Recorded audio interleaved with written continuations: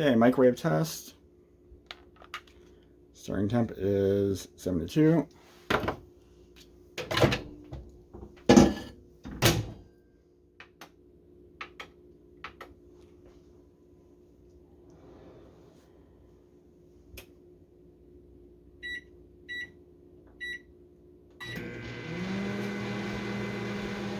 gonna have to excuse the fact that my microwave's light is out.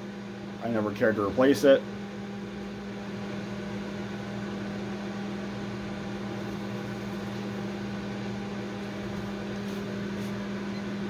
Switch up to kilowatt hours.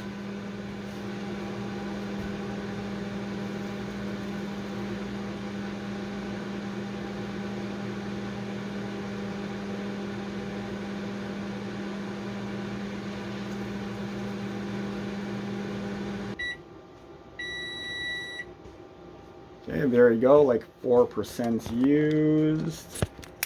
It's reading at 0.03 kilowatt hours.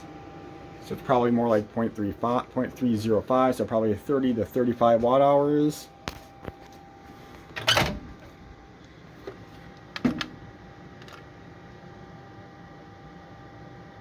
$137 maybe I want to heat it a little bit more. You get the point.